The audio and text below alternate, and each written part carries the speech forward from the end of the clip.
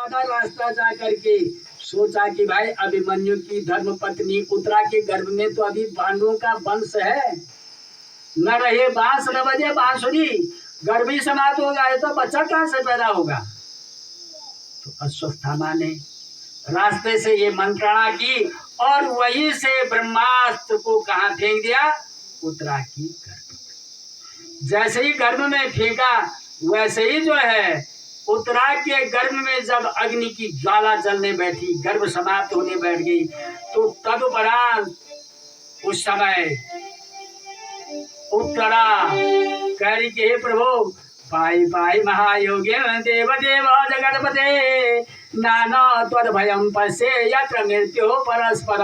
हे प्रभु, हे नारायण, हे कृष्ण, हे वासुदेव, मेरा गर्भ चल रहा है, समाप्त हो रहा है, इसकी रक्षा करो, मेरे शरीर की रक्षा करो, मेरे गर्भ की रक्षा करो। तो भगवान आदिदेव जनार्दन उस समय जो है अंगुष्ठ मात्र शरीर धारण करके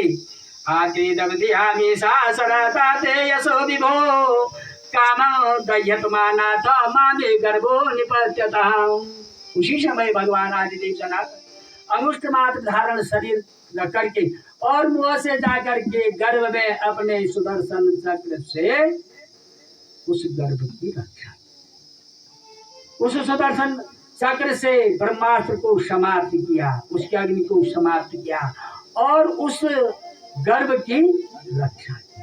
जब गर्भ की रक्षा कर लेते हैं तो उनका नाम है पररक्षित। भगवान आदिदेव जनार्दन ने जब तक बच्चा गर्भ में रहता है भगवान की क्या करता है, स्तुति करता है। ये प्रभु मुझे इस अंधकार से मुक्त करो, मुझे संसार दिखाओ। तो उस समय भगवान आदिदेव जनार्दन गर्भ में शंख चक्र गदा शक्ति वनमाला विभूषित, शंख चक्र गदा शक्ति चतुर्भुज नारायण गर्भ में परीक्षित बालक के लिए दर्शन देते और परीक्षित उस समय भगवत भक्ति में लीन हो जाते, भगवान की स्तुति करते।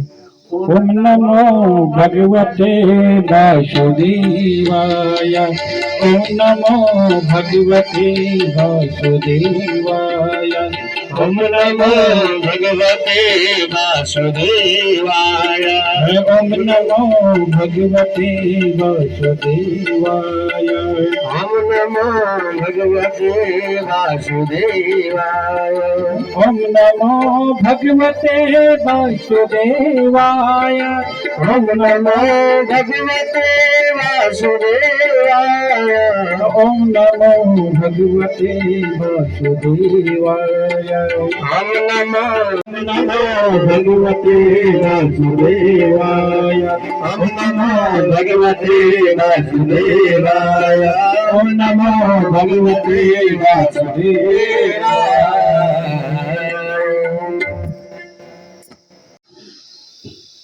गर्भ की रक्षा कर लेते हैं। कुंती जो है भगवत भक्ति में लीन हो जाती है, कहते हैं कृष्ण मानो कृष्ण आधार, आपके ही आधार पे हमारी रक्षा हो। कृष्ण कहते हैं कि हे कुंती, अब महाभारत संपन्न हो चुका है, पांडव वंश की रक्षा हो चुकी है, अब मैं द्वारिका की इधर से भगवान आदिदेव जनार्दन जो है भाई जब द्वारिका के लिए चले जाते हैं, इधर जहाँ की भगवान आदिदेव जनार्दन जिन्होंने दर्शन दिया, जिन्होंने रक्षा की है, तो वो परीक्षित का नामकरण कराते हैं दौन्य ब्राह्मण को बुलाकर। 11वें दिन में ही नामकरण होता है। ये बने हुए विधान लिखा भी है, तस्या प्रियमना राजा प्रधर्म कृपादिवी जातकम कार्यामास वाचित्वा समंगलम।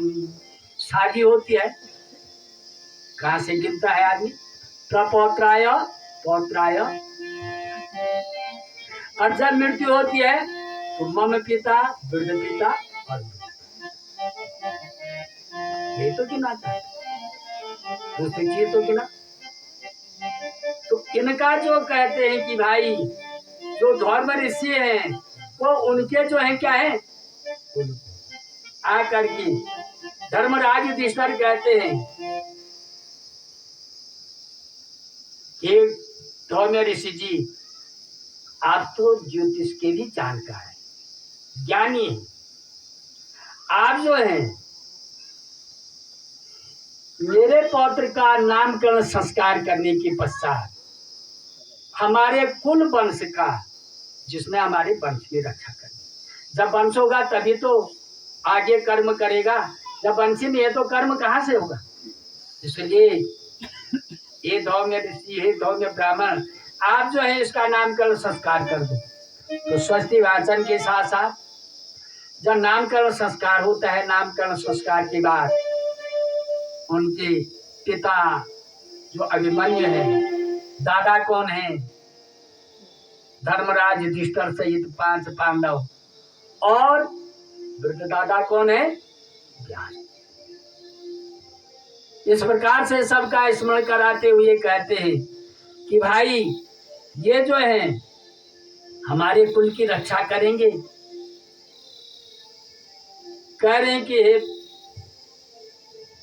धर्मराज युधिष्ठिर, ये महान यशस्वी राजा होगा जो प्रजा का पालन करेगा, धर्म की रक्षा करेगा। जैसा राजा वैसी प्रजा, जैसा अन्न वैसा मन।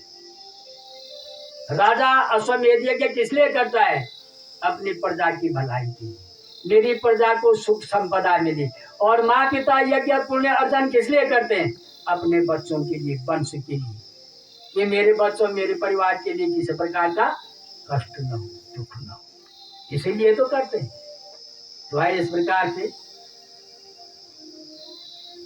धौम्य ब्राह्मण कह रहा कि हे राजन, ये आपके कुल का, वंश का, और इसके ही नाम पे कल युग में कथा वार्ता ही चली। साधारण राजा नहीं होगा, आपसे बढ़ के होगा, आपकी धर्म की रक्षा करेगा। परंतु जब कलयुग का प्रवेश होगा ना, तो कलयुग का प्रवेश कैसे होगा, निर्वीजा पृथ्वी रसा गिरिहता नीचा महताम गता भूपालो निज धर्म कर्म रहिता विप्र कुमार गौगता भार्या भर्तु विरोधिनी विपरीता पुत्र पिता द्वेषिता हा कष्टम खलु जीवनम कलियुगे धन्यो मृता ये नरा।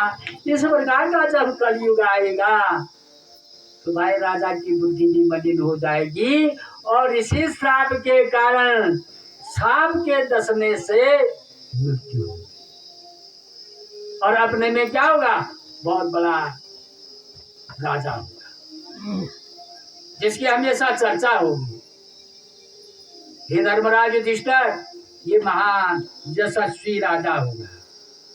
इस प्रकार से राजा परीक्षित का नामकरण संस्कार हो जाता है। नामकरण संस्कार जब हो जाता है तो पार्थ प्रजपिता साता इक्ष्वाकु मानव ब्रह्मणम सतसंदस्स रामो दासारथी यथा। कहते भाई इस प्रकार से बच्चा बड़ा सारे जो है कर्म किए जाते हैं। नामकरण संस्कार हो गया, अन्नप्राशन हो गया, चूड़ा कर्म संस्कार हो गया, यज्ञोपवीत संस्कार हो गया। ये संस्कार जब हो जाते हैं, धर्मराज युधिष्ठिर सोच रहा है कि भाई द्वापर का अंत होने वाला है, अब हमें यहाँ से चले जाना है, क्योंकि भगवान नारायण जो हमारे आधार हैं वो गोलोक के लिए चले गए हैं, उनके बिना हमारा यहाँ कहते हैं। और युवराज पद देने के पश्चात अपने पौत्र नाती को समझाते हैं कि हे पौत्र, आप जो है जिस प्रकार से अपना बच्चा होता है, अपना परिवार होता है, उसी प्रकार से राजा के लिए भी अपनी प्रजा होती, धर्म की रक्षा करना और यश की प्राप्ति करना। इस प्रकार से समझा करके धर्मराज युधिष्ठिर सहित ततो परीक्षिता एव शिक्षयामहि भागवत यथा ही सोत्यावजत समाधिश्चामहर् गुणः। इस प्रकार से जो है धर्मराज युधिष्ठिर पांडव कुंती द्रौपदी सहित जो है परम धाम के लिए चले जाते हैं और राजा परीक्षित को युवराज पद। जब युवराज पद दे देते हैं तो राजा परीक्षित उत्तर की पुत्री इरावती से शादी करते हैं और शादी करने के पश्चात राजा परीक्षित 3 अश्वमेध यज्ञ करते हैं अपनी प्रजा की भलाई के लिए कि भाई मेरी प्रजा के लिए मेरे रहते हुए किसी प्रकार का कष्ट न मिले, दुख न मिले, रोग न आए। भाई रोग आ गई, महामारी आ गई तो हो तो क्या खत्म, प्रजा कितनी परेशान होगी। अनेक प्रकार की बीमारियां आ गई, अनेक प्रकार के उपद्रव हो गए, तो उसकी शांति के लिए राजा परीक्षित ने कछये तो निजग्रह कले दिग बजे निभा निदेह चनया द्रोह को सोयाया बलाहना। तुरंत जो है 3 अश्वमेध यज्ञ करके प्रजा की भलाई सुख संपदा के लिए ये कार्य कर। परंतु भाई युग युगांतर है, कलयुग आ गया है और कलयुग जब आ गया है तो अपनी पहचान जरूर करेगा। और पहचान क्या है? पांडव भी गए, धर्मराज युधिष्ठिर जो धर्म की रक्षा करने धर्मराज के भगवान आदिदेव जनार्दन गोधाम के लिए चले गए। इधर से राजा परीक्षित 3 अश्वमेध यज्ञ कर लिया, पर युग परिवर्तन हो गया। कौन आ गया? कलयुग आ गया। और कलयुग जब आ गया तो कलयुग ने धर्म के 3 पांव समाप्त कर दिए और धर्म एक पांव में लंगड़े की तरह चलने बैठ गया कि मेरे 3 पांव तो समाप्त हो गए, मैं कैसे चलूं, मेरी रक्षा कैसे होगी। ये तो सब अन्याय हो गया, अनर्थ हो गया। और धरती जो पृथ्वी माँ है ना, पृथ्वी ने भी किसका रूप धारण कर लिया?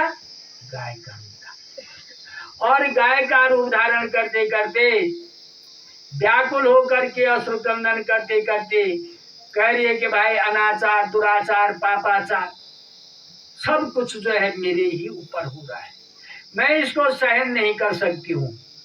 पृथ्वी की क्या कर रही है? गाय का रूप धारण करके भ्रमण के लिए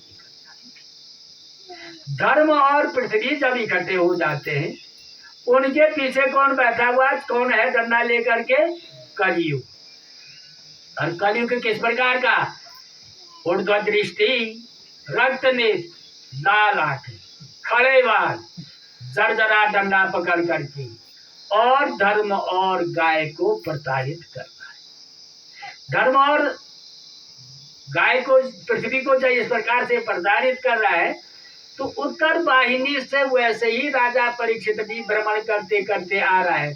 सोच रहा है कि कहीं मेरे राज्य में कोई खराब तो नहीं है, गलत तो नहीं है, कोई अन्याय तो नहीं कर रहा है, कोई अनर्थ तो नहीं कर रहा है, कोई पाप तो नहीं कर रहा है, अत्याचार तो नहीं कर रहा।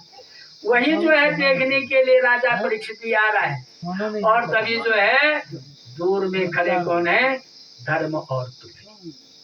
कलयुग रूपी राजा, शूद्र का रूप जिसने बना रखा है, वो कलयुग रूपी राजा जर जर डरने से उनको धर्म कह रहा है नया माने जिच्छायाम लाने रे मुखे अलक्षय भवती मां अंदर आदि दूर सोचती। ये पृथ्वी आप इस प्रकार से असुरकंदन कर रही हो, मेरे देख हो सत्य शौच दया धर्म, जो मेरे सत्य शौच दया 3 पांव थे वो समाप्त हो गए, मैं एक ही पांव में। धर्म के अनुयायी तो गए जो धर्म की रक्षा करते थे, तो धर्म है ही नहीं, अधर्म है, पाप है, अनाचार है, दुराचार है। मेरे 3 पांव समाप्त हो। पृथ्वी कह रही है किम छातरन्नो कलिनाभृष्टा नाटानेव तदयो विदानि इतस्ततोथो बसवानवास स्नादावायुमगजीवलोकम्। पृथ्वी कह रही कि पृथ्वी धर्म, आप जो ये कह रहे ना, मैं और भी त्राहित हूँ, संध्या नहीं, वंदना नहीं, धर्म नहीं, यज्ञ नहीं, कर्म, अनाचार और दुराचार है। ये धर्म आप इस प्रकार से परेशान है, 3 पांव समाप्त होगी और मैं इसलिए कष्ट में हूँ कि भाई अनाचार और दुराचार को मैं सहन नहीं कर पा रही हूँ। वैसे ही उत्तर वाहिनी से देखते देखते उन्होंने कहा यार ये कुछ खड़े हैं वहां पे, ये क्या बात कर रहे होंगे आपस में। राजा परीक्षित वहां पे उपस्थित था। प्रस्तम कृष्ण गते दोरा सहगानी न धन्ना सोचा सा सोचा राजन प्रसन्नी समरहसी। धर्मराज ये धर्म और पृथ्वी आपस में बात कर रहे थे। राजा परीक्षित आया, उनकी बात सुनता रहा। राजा परीक्षित ने कहा हे धर्म, आप क्या धर्म है, आपके 3 पांव कहाँ गए। कहा हे राजन वो बात ही मत करो, आप मेरे 3 पांव समाप्त हो गए। जो धर्म की रक्षा करने वाले थे, धर्मराज थे, वो तो चले गए। अब तो कोई धर्म है ही नहीं, मर्यादा नहीं है। सत्य शौच दया धर्म ये तो सब समाप्त। पृथ्वी को कहा तुम असुरकंदन क्यों कर रहे हो। पृथ्वी ने कहा हे राजन मैं अपनी व्यथा क्या करूं, अनाचार दुराचार पापाचार के अतिरिक्त और कुछ नहीं। उन्होंने कहा मैंने तो 3 अश्वमेध यज्ञ किए जिससे कि भाई किसी को कष्ट न हो, और मेरे 3 अश्वमेध यज्ञ ऐसे ही चलेंगे, उसका कोई फल नहीं मिला। उन्होंने कहा आपको कष्ट कौन दे रहा है। कोई तो कष्ट दे रहा होगा, उसका तो नाम होगा जिसने आपके 3 पांव समाप्त किए, और जो पृथ्वी को ताड़ित कर रहा है उनका नाम क्या है, परिचय क्या है, बताओ तो सही। तो धर्म ने कहा यदि मैं कलयुग कहूंगा तो मेरे पुण्य क्षीण हो जाएंगे। पृथ्वी ने कहा यदि मैं कलयुग कहूंगा तो मेरा जो अंश धर्म बचा है वो भी समाप्त हो जाएगा। इसलिए लोग कहते ना यदि आपने अपशब्द गाली दे दी किसी को तो वो वहां जाने तक तो आधा तो हवा में चले गया ना। खराब किसकी हुई, जिह्वा जिसने गाली, मुंह किसका खराब हुआ, जिसने दुर्वचन का। मुंह उसी का तो खराब हुआ जिसने गाली दी। कह रहे यदि मैं कलयुग कहूंगा तो मेरा मुंह जो है कि भाई अशुद्ध हो जाएगा, कलयुग नहीं कहूंगा मैं। धर्म और पृथ्वी एक दूसरी तरफ देख रहे हैं कि क्या कहें।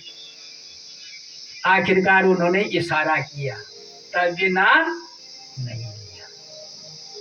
जब इशारा किया उन्होंने तो पीछे से कौन था, कलयुग रूपी राजा जो जड़ डंडा लेकर के खड़ा है, रक्त नेत्र है और खड़े बाल है। कहा आपका परिचय, आपके आने से ही धर्म के 3 पांव समाप्त होगी। पृथ्वी इस प्रकार से असुरकंदन कर रही है।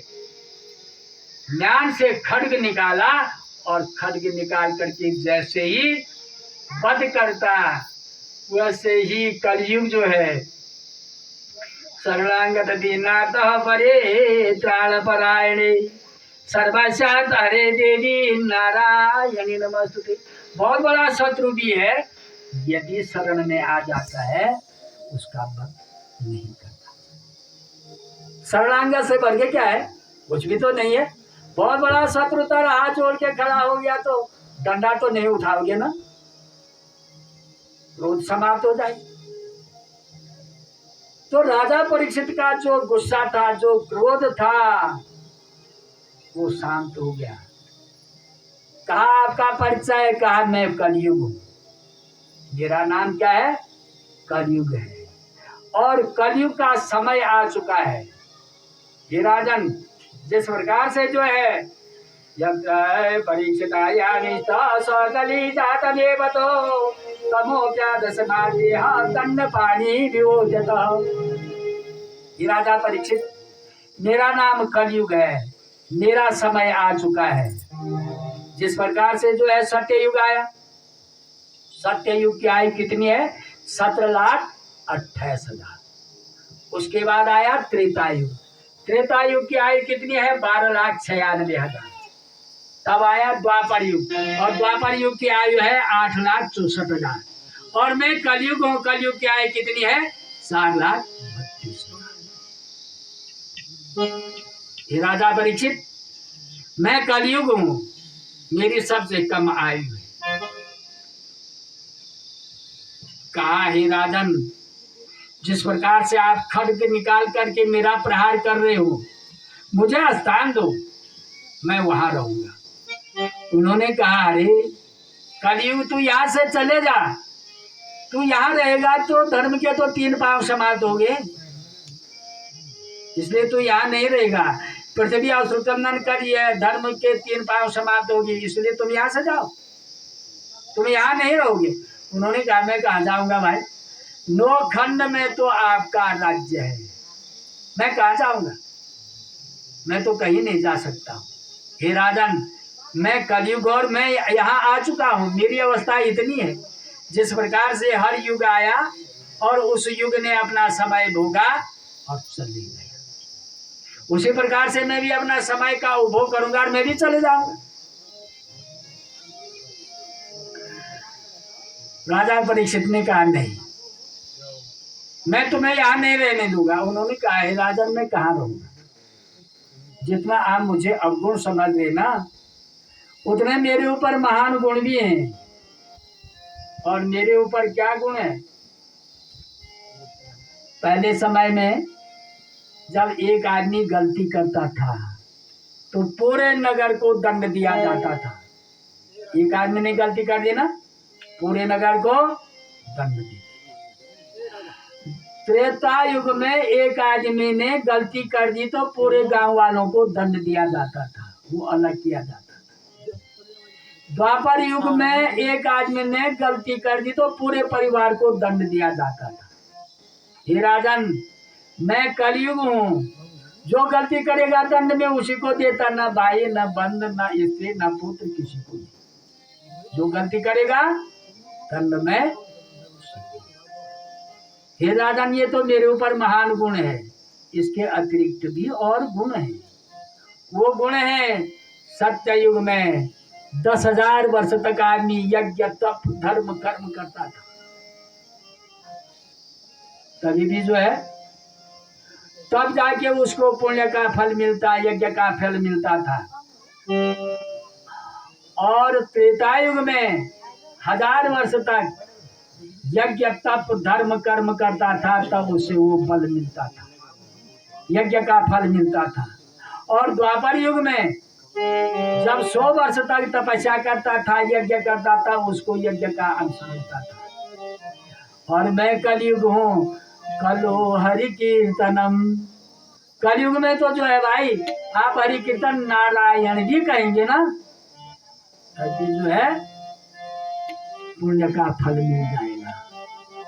किस प्रकार का फल, एक अजामिल था ना, अजामिल जो है अपने पिता के लिए समिधा, यज्ञ के लिए लकड़ी समिधा इत्यादि सब लाता था। अब समिधा लाता था तो भाई सताम संगति सतसंगति, ये जना जो जैसी संगत करता है उसकी बुद्धि वैसी हो जाती है। इसलिए कहते हैं अच्छी संगत करनी चाहिए, अच्छे लोगों के पास जाना चाहिए, संगत ही बहुत बड़ी बात है। अजामिल था, वो रास्ते से जैसे ही कुशा और समिधा ला रहा था, उसको रास्ते में एक दासी मिली, दासी की संगत हुई, उसने यज्ञ धर्म कर्म संध्या वंदना, परंतु उसे कितने पुत्र हो गए, उसके 10, और सबसे छोटे वाले का नाम क्या रख दिया, नारायण। सबसे छोटे का जब नारायण नाम रखा तो भाई 88 वर्ष की अवस्था होगी, जीवन में कभी तो कुछ कर्म किया नहीं, ओम भी नहीं किया, नारायण बोलना तो नारायण उसी समय का।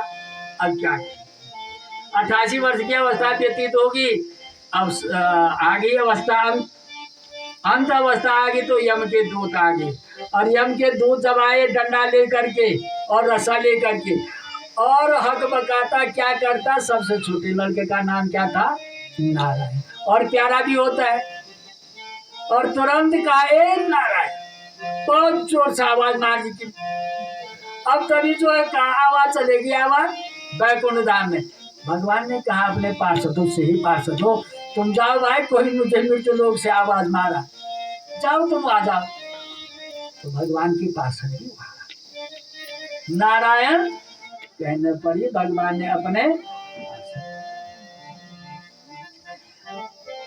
पार्षद जब आए तो उन्होंने यम के दूतों को कह दिया, अरे रुक जाओ, अभी अभी उसका गला मत बांधो, रुक जाओ। उन्होंने कहा क्यों क्यों रुको, इसके तो कोई कर्म अच्छे है ही नहीं, दंड वहां भगवान थोड़ी देगा, दंड तो यमराज देगा ना, इसका कर्म का फल का दंड कौन देगा। अरे उन्होंने कहा रुको तो सही, हम आ गए तो इसके सारे माफ हो गए, इसने नारायण का है ना, इसलिए तो नारायण ने हमको भेजा है। वो सपना देख रहा है, गला भी बदा है, यम के दूतों को भी देख रहा है, भगवान के पार्षदों को भी देख रहा है, सपना हो रहा है, प्राण भटक रहे हैं। तो भगवान के पार्षदों ने कहा कि हे यमदूतों, यदि तुम हमारी बात नहीं मानते जाओ अपने यमराज के पास जाओ, कि वहां कहो कि भगवान के पार्षद आ गए, क्या करना है, हमें बांध के लाना है या छोड़ना है, तुम हमारी बात नहीं मानते हो, हमने यहीं पे है, ये भी फंदे पर है और हम भी यहाँ पे खड़े, हम यहाँ से हिलेंगे नहीं जब तक आप नहीं आए। वो आए यमराज से पूछ करके, उन्होंने कहा भाई अब हो गया, उन्होंने भगवान का नाम ले लिया, नारायण कह दिया, जहाँ नारायण के पार्षद आ गए वहाँ हमारा काम। तो कल हो हरि कीर्तन, कल युग में तो भगवान नारायण का भी नाम लेंगे, फिर भी जो है तो कहा हे राजन, मैं कलयुग हूँ, मेरे ऊपर ये भी गुण है, कलो हरि कीर्तनम, हरि कीर्तन में भी मैं जो हूँ विराजमान। राजा परीक्षित ने कहा यार ये बात जो कह रहा है कलयुग आ गया, कलयुग के लिए कहा कि हे कलयुग, मैं तुझे जो हूँ कितने स्थान देता हूँ, स्थानानि कलियोदते द्योतपान स्त्रिया सोना यत्र धर्म चतुर्विध। कहा कि मैं तुझे 4 स्थान देता हूँ। सबसे पहले स्थान कौन है, जहाँ जुआ खेला जाता है, दूसरा जहाँ मदिरा पी जाती है, तीसरा जहाँ जीव वैशागमन होती है, और चौथा जहाँ जीव। 4 जगह कलयुग के लिए दी गई। कलयुग उन्हीं जगह है, आज भी है कलयुग उन्हीं जगह, जहाँ पूजा संध्या धर्म कर्म, जब आदमी संध्या में बैठता है वहां पे थोड़ी है कलयुग, वहां पे तो नारायण कहता है भगवान, परंतु कलयुग वहीं पे है जहाँ मदिरा है, वैशागमन है, जुआ है, जीव हिंसा। कलयुग के लिए 4 स्थान दिए। कलयुग ने कहा हे प्रभु, हे राजा परीक्षित, मेरा तो इतना बड़ा परिवार है, कहाँ रहेंगे हम इतने। उन्होंने कहा ठीक है, काम क्रोध लोभ मोह दम्भ स्वार्थ, लोभ में मोह और क्रोध में काल, काल में विनाश, ऐसी जगह मद अहंकार समाप्त। कलयुग ने कहा हे राजन, आपने तो हमको एक स्थान भी अच्छे नहीं दिए, एक अच्छा तो दो। उन्होंने कहा भाई ऐसा है, अकेतानी जैसे वैसा बभूव पुरुष गजे, विशेषता धर्म से लो राजा लोकापति गुरु। ये कलयुग, जाओ तुम्हारे लिए सोने में भी स्थान है। कलयुग के लिए इस प्रकार के स्थान दे दिया, और स्थान देने के बाद कलयुग को कहा है कलयुग, आप इन्हीं स्थान में रहोगे जहाँ धर्म कर्म पूजा पाठ यज्ञ तप संध्या वंदना, वहाँ आपका प्रवेश नहीं होगा। आपका प्रवेश कहाँ होगा, जुआ खेलना, मदिरा वैशागमन, हिंसा करना, काम क्रोध लोभ मोह दम्भ स्वार्थ, यही आपका स्थान होगा, अन्य जगह आप नहीं जाएंगे। कलयुग को तो कर दिया विदा। धर्म के लिए कहा कि हे धर्म, अब तुम्हारे 4 पांव सुरक्षित होंगे। जिसने सच बोलना होगा तो उसकी जुआ कोई झूठ बोलने के लिए प्रेरित थोड़ी कर रहा है, वो तो सच ही बोल रहा है। जिसने जो है मदिरा नहीं पीना हो तो जबरदस्ती थोड़ी पिला रहा तू, ऐसा भी नहीं। सत्य शौच दया धर्म, जो धर्म कर रहा है, यज्ञ कर रहा है, तप कर रहा है, तो भाई वहां पर जो है कलयुग का बात है। ये धर्म तुम्हारे 4 पांव सुरक्षित होंगे। पृथ्वी के लिए भी कहा कि पृथ्वी अब जो है यस्मिन् नरहत्याय भगवान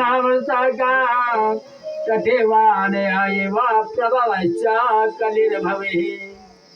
हे पृथ्वी, अब कलयुग उन्हीं जगह होगा जहाँ अधर्म होगा। अब जो है आपके लिए भी कोई प्रकार का, किसी भी प्रकार का कष्ट नहीं होगा। धर्म होगा, यज्ञ होगा, तप होगा, पुण्य होगा, अर्चन होगा।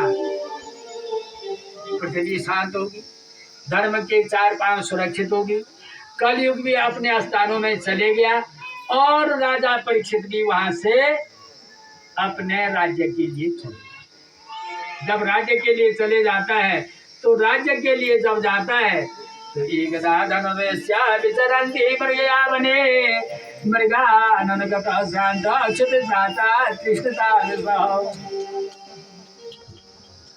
एक समय क्या हुआ, राजा परीक्षित जब राजगद्दी में बैठा हुआ था तो राजा महाराजा चाहे मन में आया कि मैं जंगल में चले जाऊं, मृगया बिहार के लिए भ्रमण करके आ जाऊं।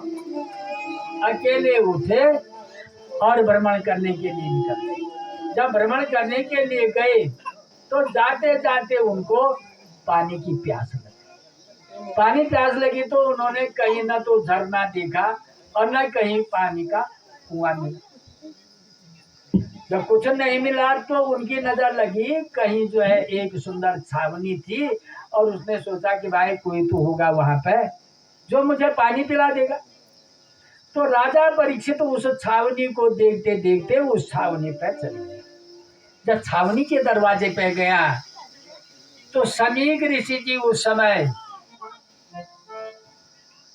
तपस्या में लीन थी, तप में थे, मौन धारण कर रखा था, आंख बंद थी।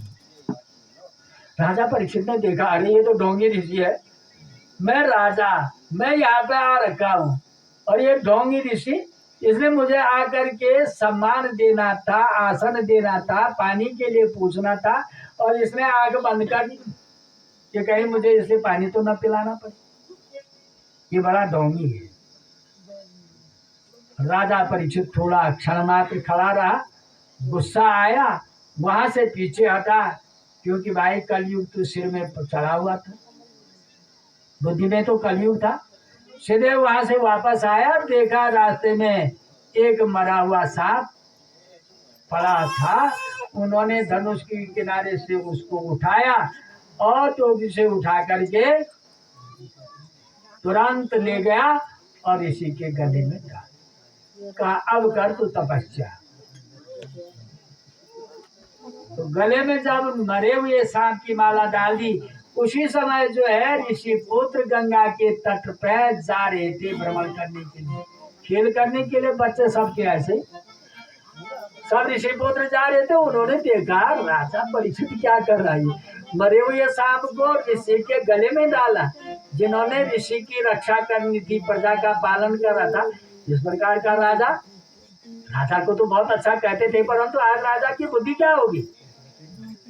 पर कहा नहीं, सांप डालते हुए देखा, निकलते रहे। जब गए नीचे तो वहां जो है अभूतपूर्व सहसा अयोध्या ब्राह्मण प्रतिभोदेना मत्सरो मंदिरे बचाओ। कहा ही भाई, ये श्रृंग ऋषि आप खेल करते रहेंगे क्या यहाँ? आपको अपने पिताजी चिंता नहीं है क्या? आपके पिता के गले में राजा परीक्षित मरा हुआ सांप डाल के चले गया और आप यहाँ खेल कर रहे हैं। जाओ ना, आप अपने पिता के गले से उस मरे हुए सांप को उधर फेंको। आपके पिताजी तप में बैठे हैं। तो श्रृंग ऋषि को उस समय जो है बहुत बड़ा गुस्सा आ गया और इस प्रकार का गुस्सा आ गया, कहा कि अच्छा, मेरे पिता के गले में राजा परीक्षित आकर के और मरे हुए सांप को डाल दिया। इस प्रकार का अधर्मी राजा। तुरंत कौशिकी नदी में गया, हाथ में जल लिया और अभिमंत्रित करके श्राप दे दिया। ये राजा परीक्षित, जो मरा हुआ सांप आपने मेरे पिता के गले में डाला है, वही मरा हुआ सांप 7वें दिन में आकर के तुम्हारा वध करेगा, तुम्हारी मृत्यु करेगा। सप्ताह 7 दिन का श्राप। साथ दे दिया तो वहां से आया आश्रम में और जोर जोर से रोने बैठ गया। समीप ऋषि जी की आंख खुली, कहा है बेटा मही पति तम तद कर्म गया विचन्न माता जगत सदुर्मना ओहो मयानी जमना तया गता निरागसे ब्रह्मणि गूढ़ तेजसी। भाई पुत्र क्यों चिल्ला रहा है, क्यों विलाप कर रहा है, क्या कारण है? कहा हे पिताजी मेरा किसी ने अपमान नहीं किया, अपमान तो आपका वो रखा है। आपके गले में क्या है देखो तो सही। ऋषि ने देखा तो मरा हुआ साहब, उन्होंने उठाया और उधर फेंक दिया। कहा कोई बात नहीं बेटा। कहा हे पिताजी मैंने राजा परीक्षित को श्राप दे दिया, जो मरा हुआ सांप आपने मेरे पिता के गले में डाला है वही मरा हुआ सांप 7वें दिन में तक्षक का रूप धारण करेगा और आपके समय ऋषि ने कहा हे पुत्र तूने एक छोटी गलती के लिए अरे इतना बड़ा साथ दे दिया। राजा परीक्षित के समान तो राजा न भूतो न भविष्यति, न वर न होगा। और राजा नहीं तो प्रजा किस काम की होगी? प्रजा दूसरे के अधीन हो जाएगी, अनाचार दुराचार पापाचार बढ़ेगा। ये पुत्र आपने ये अच्छा काम नहीं। तो राजा परीक्षित के लिए जब साथ मिल जाता है तो तदुपरांत ऋषि समीक ऋषि जी जो है ऋषि पुत्रों को बुलाते हैं, कहते हैं पुत्र तुम यहाँ आओ, तुम जाकर के राजा परीक्षित से कह दो कि श्रृंग ऋषि ने आपको श्राप दिया है और श्राप दे करके 7वें दिन में आपकी मृत्यु होगी। इसलिए आप अपने उद्धार के लिए उस प्रकार का उपाय करना जिससे आप अधोगति के लिए न जाए, नरक को न जाए। सर्पदंश सांप का डसा हुआ पर्वत से गिरा हुआ अधोगति में चले जाता है। इसलिए आपकी अधोगति न हो। आपने उद्धार के लिए कुछ भी यज्ञ कर लेना, काम कर लेना जिससे आपको उस प्रकार का कष्ट। ऋषि पुत्रों ने समीक ऋषि की बात मानी और राजा परीक्षित के यहाँ चले। राजा परीक्षित ने जैसे ही सिर से मुकुट उतारा तो बुद्धि परिवर्तन हो गई। कहा मैंने आज तो बहुत बड़ा गलत काम कर दिया। मैंने ऋषि के गले में और मरा हुआ सांप डाल दिया। बेकार है मेरे इस शरीर के लिए। ये शरीर तो दूषित हो गया, इसमें तो कलंक लग गया। बेकार है मेरे इस शरीर के लिए। जब इस प्रकार से राजा परीक्षित ये बात सुनता है तो उनके सोचते सोचते ऋषि पुत्र आ जाते हैं और ऋषि पुत्र आकर के कहते हैं हे राजन आपके लिए श्रृंग ऋषि ने श्राप दे दिया और आप की मृत्यु जो है, जो सांप आपने ऋषि के गले में डाला है वो 7वें दिन तक्षक का रूप धारण करके आपकी मृत्यु करेगा। इसलिए आप अपने उद्धार के लिए जिससे आपका तक्षक किसी प्रकार का कष्ट न दे सके उस प्रकार का आप उपाय। तो राजा परीक्षित ने कहा उन्होंने श्राप नहीं दिया बल्कि मेरे इस दूषित शरीर का उद्धार किया। उन्होंने अच्छा काम किया। भाई इस प्रकार से राजा परीक्षित ऋषि पुत्रों की बात सुन करके और तुरंत ही अपने पुत्र जन्मेजय को बुलाते हैं और जन्मेजय को बुलाने के बाद अपने पुत्र जन्मेजय को कहते हैं कि हे पुत्र आप जो है धर्म की रक्षा करना, प्रजा का पालन करना और मंत्री पुरोहित सभा सदस्यों को बुला करके राजा परीक्षित अपने पुत्र जन्मेजय को युवराज पद दे देते हैं और अपने आप राजगद्दी का परित्याग करके गंगा के तट के लिए प्रस्थान करते हैं। जब गंगा तट के लिए प्रस्थान करते हैं तो वहां जो है कई ऋषि महर्षि लोग भगवत भक्ति में भजन करते हुए आ जाते। नारद, च्यवन, वशिष्ठ सारे ऋषि लोग कह रहे हैं कि भाई आज जो है परीक्षित गंगा के तट पे आए हैं और इनको किस प्रकार का उपाय बताया जाए जिस उपाय से इनकी संगति। तो भजन नारायण नारायण नारायण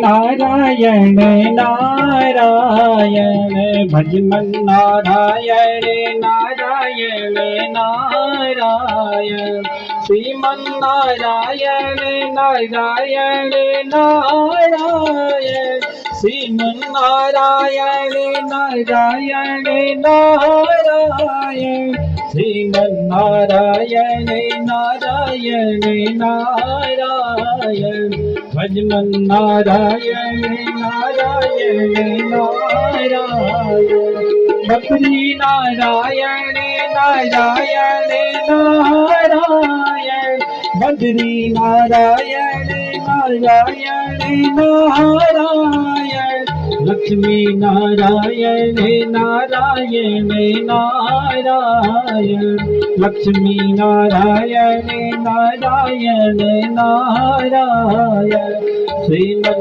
नारायण नारायण नारायण नारायण नारायण श्याम नारायण नारायण नारायण श्रीमन नारायण नारायण नारायण भजमन नारायण नारायण नारायण नारायण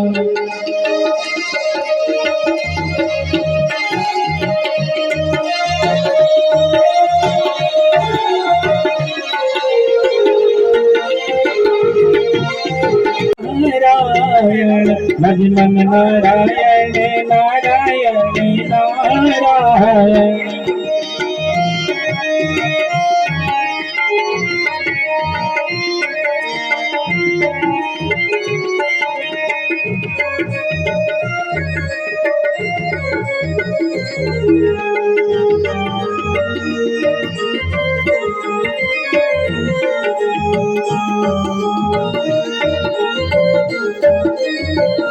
केशव नारायण नारायण।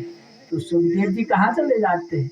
सुखदेव जी के लिए व्यास जी बुलाते हैं, कहते हैं पुत्र जाओ तुम राजा जनक के पास जाओ और राजा जनक जी तुम्हें गृहस्थाश्रम की परिभाषा सिखाएंगे, जिनका नाम क्या है? वैदेह, जनक और मिथिलेश। 3 नाम है और राजा एक है। और वो फिर भी राजा है, विदेह जिनकी तिहाई नहीं है वो फिर भी राजा है। तो जाओ उनके पास जाओ गृहस्थाश्रम। कभी पिता अपने पुत्र को पढ़ा सकता है, शिक्षा दे सकता है? नहीं। पिता कभी गुरु नहीं बन पाता है, इसलिए तुम मेरी शिक्षा को ग्रहण नहीं करोगे। जाओ तुम इस ज्ञान मार्ग के लिए राजा जनक के पास जाओ और राजा जनक से ज्ञान प्राप्त करके आओ कि भाई वास्तविक गृहस्थ आश्रम बड़ा है या नहीं है। एक गृहस्थ आश्रम का एक चीटी से लेकर के एक सन्यासी से लेकर के गृहस्थ आश्रम देव यजन भी करता है और पितृ यजन भी करता है। वो अधिकार किसके लिए? गृहस्थ आश्रम। वो पितृ यजन भी करता है और देव यजन भी करता है, दोनों यजन करता है। सन्यासी थोड़ी करता है, जिसने चुटिया काट दी वो गड़बड़ देगा।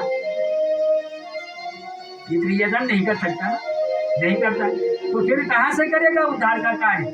इसलिए हे पुत्र, सन्यासी हो गृहस्थ की बात, ब्रह्मचर्य, गृहस्थ, वानप्रस्थ, संन्यास जो बने हैं उसका प्रयोग करो पुत्र। कहा कि हे पुत्र आप जाओ राजा जनक के पास। तो व्यास जी अपने पुत्र सुखदेव जी को राजा जनक के यहाँ भेजते हैं। सूर्य के समान तेजस्वी सुखदेव जी जब जाते हैं तो द्वारपाल रहते हैं, कहते हैं ऋषि जी आपका आगमन, आपके लिए कुछ चाहिए, बोलो आपका स्वागत है। उन्होंने कहा मुझे कुछ नहीं चाहिए, मुझे सिर्फ राजा से मिलना है। तो राजा से मिलना है मुझे, और कोई कुछ लेना नहीं देना नहीं। तो जब पहरी गए राजा के पास तो उन्होंने कहा कि हे राजन, कोई तेजस्वी ब्राह्मण आपसे मिलने आया है, वो तो हमारी बात मान ही नहीं रहा है। तो तदुपरांत राजा जनक आया, उन्होंने जो है अर्घ्य पात्र दिया, सम्मान से आसन पर बैठाया, कहा कि हे सुखदेव जी, आज आपके आगमन से मेरा राज्य, मेरा घर पवित्र हो गया। परंतु आपका आगमन किस निमित्त हुआ?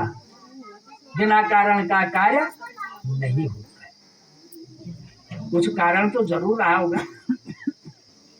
तो सुखदेव जी आए तो सुखदेव जी ने कहा कि हे राजन, कारण एक ही है। कारण क्या है? मेरे पिताजी ने मुझे आपके पास गृहस्थ आश्रम की शिक्षा ग्रहण करने के लिए कहा है। मैं इसीलिए आपके पास आया हूँ कि गृहस्थ आश्रम क्या है। राजा जनक ने कहा बहुत अच्छी बात, आपके पिताजी ने व्यास जी ने 18 पुराण की रचना की है और आपने उसको रस पीयूष मानस, आपने तो उसको रस के समान किया है। 18 पुराणों को आपको ज्ञान की कहाँ कमी है? परंतु जब आप, मैं राजा और आप विद्वान, परंतु जब आप मेरे पास आए हैं, हे सुखदेव जी, पहले तो मेरे 3 नाम हैं। विदेह, जिसकी देह ही नहीं है, और वो फिर भी, बड़े आश्चर्य की बात है ना, जिसकी देह नहीं है फिर भी राजा है। तो कहा कि सुखदेव जी, मैं पहले राजा निमि था, और निमि राजा तो उस समय जो है इंद्र के, मेरे यहाँ तो कर दिया वशिष्ठ ऋषि जी ने क्या, दिन यज्ञ का, और इंद्र के यहाँ अचानक यज्ञ की बात आई, वशिष्ठ चले गए इंद्र के यहाँ। अब मेरा दिन हो रखा तो मुझे तो यज्ञ करना ही था। मैंने अन्यत्र ऋषि महर्षि को बुला करके यज्ञ संपन्न कर दिया। वशिष्ठ जब इंद्र के यहाँ से आए तो उन्होंने देखा कि मैंने तो यज्ञ संपन्न कर दिया, उन्होंने मुझे श्राप दे दिया कि राजा निमि, जो तुमने मेरे बिना यज्ञ किया है, आप देह से ही रूठा, आपकी देह ही न रहे, इसलिए मेरा नाम क्या है, विदेह। मुझे श्राप मिल गया, मेरी देह नहीं रही। मैंने भी उनको श्राप दिया कि वशिष्ठ जी, आपने पहले मेरा दिन किया और आप लोगों के कारण कहाँ से लगे? आपकी तो गलती है, आप तो ब्रह्मर्षि हैं, परंतु जाओ आप मैत्री वरुण के यहाँ आदि गर्भ में चले।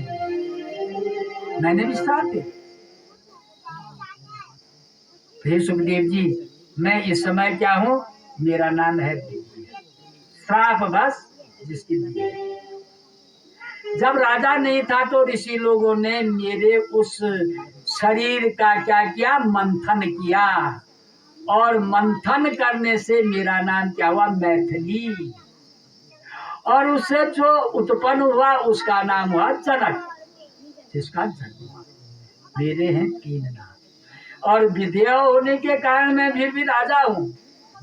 मैं गृहस्थ आश्रम में हूँ, मेरी धर्म पत्नी है, मेरी बच्चे, मैं परिवार से ही हूँ और राजा भी हूँ और देह से हीन भी हूँ। तो हे ऋषि जी, हे सुखदेव जी, वैसे गृहस्थ आश्रम में 16 संस्कार लिखे, पर राजा जनक ने कितने बताए?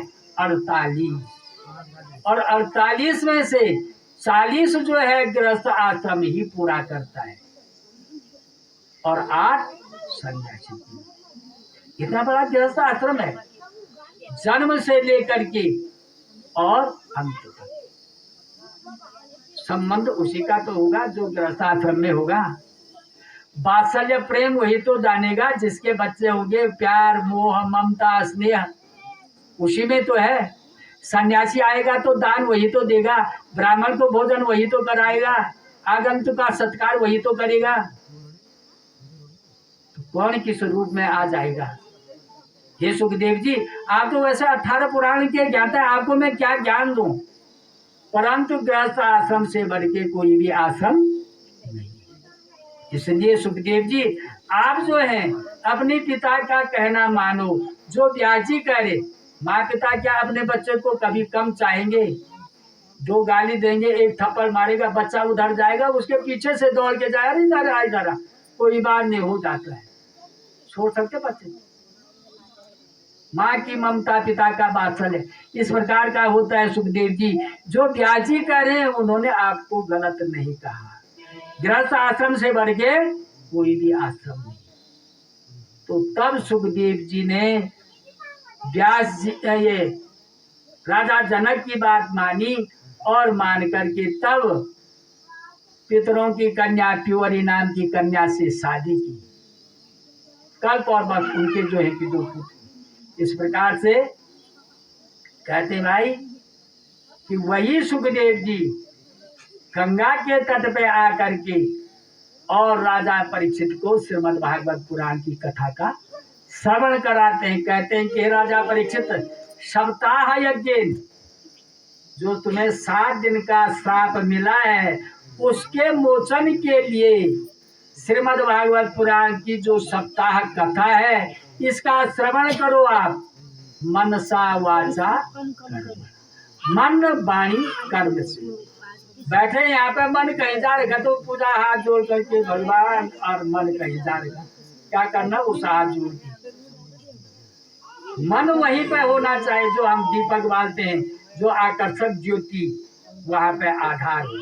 आधार कहते हैं पृथ्वी। जब आसन होगा, आसनम पा आसन की शुद्धि। और जहाँ पे है राजा परीक्षित, आप जो है उस मंडप बांगमय वाणी रूपी जहाँ पे भगवान का सानिध्य है। ये पुराण है, खुल गया, ये बंद नहीं होगा। ये पूरा तभी जगह होगा तभी जिसमें भगवान के साकार रूप में 24 अवतारों का वर्णन है। नारायण साकार रूप में है, संदेह नहीं है। इसलिए इस पुस्तक की पूजा होती है। कहते हैं कि भाई सागर है, बहु सागर है, इसका गोता कौन मार सकता है? एक अक्षर का ही अर्थ नहीं जान पाओगे। वो कलयुग आएगा जब लोग कहेंगे पिता को बंद रहने दो, पिठाएं लगाओ, 2 बरो, फल नहीं। वो बकता है, नाचने में ही सब कुछ हो जाएगा।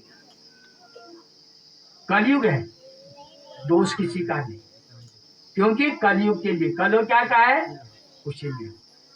तो इस प्रकार से हे राजा परीक्षित, आप इस बांगमय वाणी रूपी जिसमें सन्निहित है वास्तविक नारायण विद्यमान है, आप उसका जो है मनन करो। और मनन करने के बाद जो आपके सामने पे कहते हैं सिद्धि बुद्धि गणेश, रिद्धि और सिद्धि, निर्विघ्न मूर्ति है गणेश। सबसे पहले कोई कार्य भी होगा तो सिद्धि बुद्धि गणेश को ही विघ्न बाधाएं हरने वाले। 4 स्तंभ वेद हैं जो साकार रूप में है, विराजमान है। सर्वतो भद्रमन्ना 33 कोटि देवता, सप्त सागराय नमः, 7 सागर उसमें विद्यमान है। मणिद्वीपाय नमः, द्वीप उसमें विराजमान है। और उनके बीच में क्या है, नारायण है, लक्ष्मी नारायण साकार रूप में विराजमान है। जहाँ वो विराजमान होंगे वहाँ आपको किसी प्रकार का कष्ट नहीं होगा। तक्षक आपको दर्शन दे नहीं सकेगा। इसलिए हे राजा परीक्षित, आप जो है इस प्रकार से 7 दिन तक इस प्रकार की श्रीमद् भागवत पुराण की कथा का श्रवण करो, जिससे कि आपको तक्षक दर्शन दे।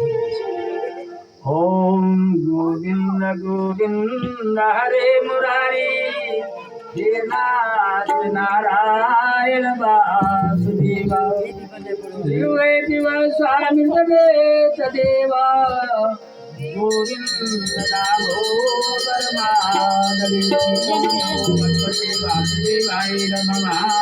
बोलिए श्रीमद् भागवत महापुराण की विविध व्यास भगवान की जय। जय श्री राधे।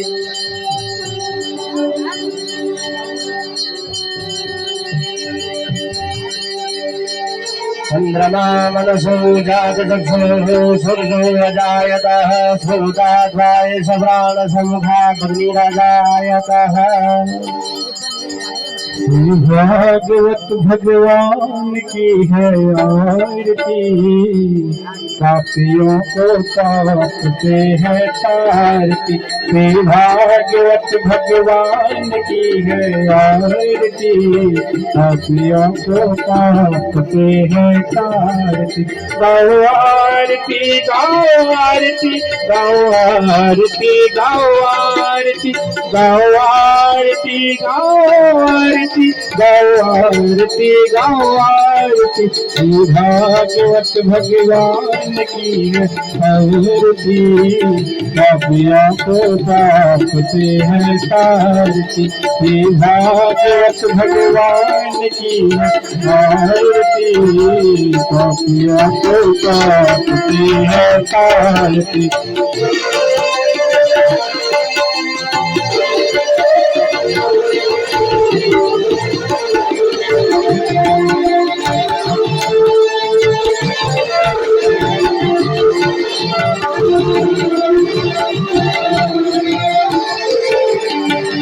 अमर ग्रंथ ये मुक्ति पंथ ये पंचम वेद निराला नव ज्योति जगाने वाला ये अमर ग्रंथ ये मुक्ति पंथ ये पंचम वेद निराला नव ज्योति जगाने वाला हरि नाम यही हरि धाम यही हरि नाम यही हरि धाम यही यही जग मंगल की आरती पापियों को पाप से है तारती भागवत भगवान की है आरती पापियों को पाप से है तारती